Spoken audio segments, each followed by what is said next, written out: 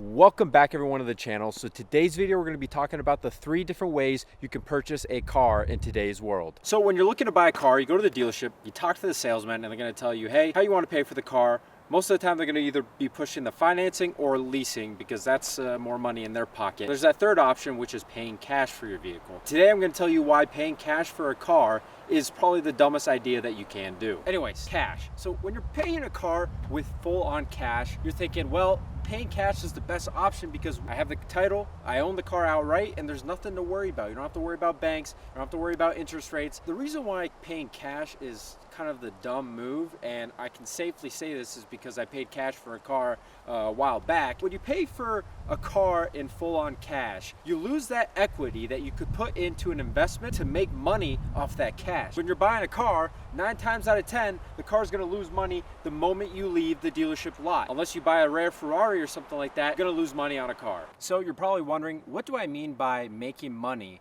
off the cash that I would have put into the car? And if I don't buy the car in cash, I can make money. What I mean by that is that if you have hardcore cash, you could use that money, put it into an investment, put it into the stock market, put it into real estate, put it into something that actually will provide value to you other than like happiness, because cars make us happy. That's the reason why you're watching this channel and the reason why we drive these nice cars. So when you put that money into an investment, you make, let's say you make a return every single month. Well, that return that you made on the cash can pay for the financing or leasing on the car that you would have paid full on cash for. And that's why I think unless you're a multi-millionaire, like have a lot of money and don't really care about making money on investments because you already have a lot of money in investments, are already making a ton of money, then yeah, buy a car in cash. Don't worry about having to pay it off or anything. If you're a normal person like me, when you're financing a car, you're basically paying that monthly payment, and that money that you would put into the car, let's say that $70,000 in cash that you would have put into purchasing this car, you could put into the stock market and make an annual return that would have paid for the car's financing every month. So then you don't have a lot of equity into the car, you're making the payments, you don't have to worry about not having enough money to make the payments, get a low interest rate and don't worry about it, and boom, you make money, you get to drive the nice car, you don't have to worry about a single thing. And that's why, my friends, paying cash for a car only makes sense if you're already very wealthy. But other than that, if you're a normal person like me, I would highly suggest not paying cash for a car. All right guys, so I'm kind of running out of angles to shoot the video in, so I'm just gonna do kind of like a selfie angle, talk about the other 2 ways of purchasing a car, which is financing and leasing. So like I said, cash, not really a good option unless you're a multi-millionaire, but now we're gonna talk about financing. And financing a car is probably one of the most popular ways to purchase a vehicle. So what exactly is financing a car? So instead of putting all the cash into the car, for example, let's use the CLA 45. So instead of putting $70,000 cash into the car, you get a loan from a bank for $70,000 and you pay monthly installments to pay off that loan. Typically you see 60 months to 72 months to pay off a loan. Never do 144 months. 144 months is to prey on people who really can't afford a car. So if you have to do 144 month financing to afford a car like this, don't buy the car, because that's just a scam and you really cannot afford a car if you have to do that. Typically you see 60 to 72 months. Interest rates in today's world are very, very low. So it's like the prime time to purchase a car or a house. And that's probably why you see a lot of used cars or new cars being sold right out the door, because people can get such low interest rates. I think like 1.9 to 2.9%, which before the coronavirus, you were looking at like 3.9 to 5%. So right now, it's a prime market to buy. So you use that interest rate to basically make the payments over time. And that $70,000 loan typically would probably be like $76,000, $77,000 after the 4 or 5 years that you pay off the loan. You have to pay that interest. So it is a little bit more expensive than paying cash, but overall you make monthly payments, you can make money off the cash that you would have paid for the car, and boom, you're pretty much done. And financing, I would say, is probably the best and most popular way to purchase a car. So like I said, financing is the most popular way to purchase a car in today's world. In my opinion, is probably the best option to do. Although the bank has the title of the car, you are basically paying to own the car. Now, leasing, which is the third option into buying a car, you don't own the car at all. You don't ever own the car. You're basically renting the car for the life of the lease. And I'm gonna say why leasing does work in some certain situations and why leasing really isn't good for like an everyday person like me or like you, basically.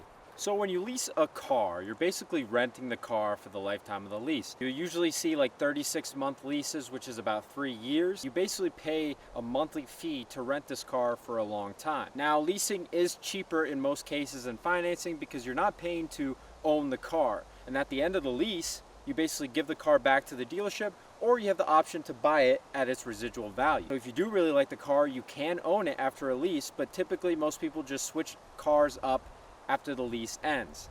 Now, with leasing, I know it gets a lot of bad rep and a lot of people don't like it, but let me tell you, in some situations, leasing does work. Let's say you own a business and you need a vehicle for your business. You can lease a vehicle, depending on the circumstances. You might not want to, lease a Rolls-Royce Cullinan, but you can lease a car like this or a S-Class or something like that if you have it in your budget. Use it within your business as a business lease, and then you can write it off as a tax write-off. And that works, and it's a legal way to lease a car, and it makes sense because if you have a business, you might as well lease a car for a few years, and then you can get a brand new car with a brand new lease and don't have to worry about it. You don't really want to own an asset like this within a business. Now, with a personal lease, it's a little bit more difficult because yes, you can get better cars every 3 years, but you're paying to just rent the car. You're not going to own it at the end unless you do buy it at the buyout price when the lease ends.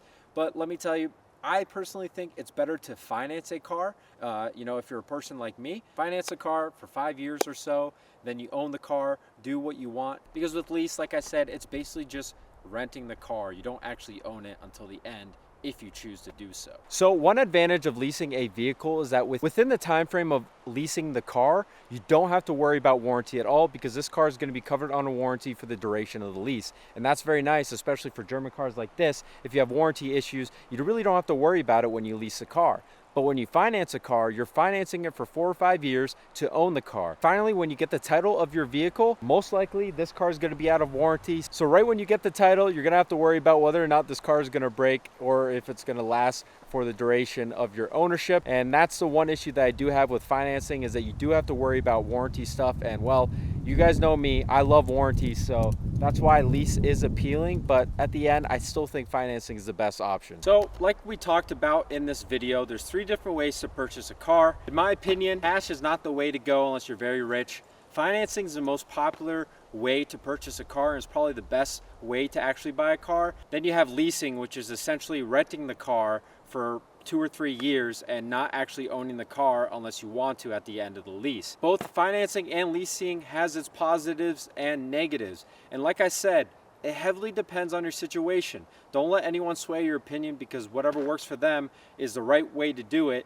might not be the right way to do it for you. So look at your situation, look at your choices, and figure out which is the best option for you. At the end of the day, that's all that matters. So looking online, even watching this video, I might be swaying one way or another, but at the end of the day, figure out what works best for you. I just wanted to convey the 3 different options and what makes them different, which method of buying a car I prefer, and just kind of weighing each one's positive and negatives. But that's it for today's video. If you guys enjoyed this video, please give it a thumbs up. And if you haven't already, please subscribe to the channel as there's more videos on cars coming very soon. Thanks again for watching, and I'll see you guys on the next video.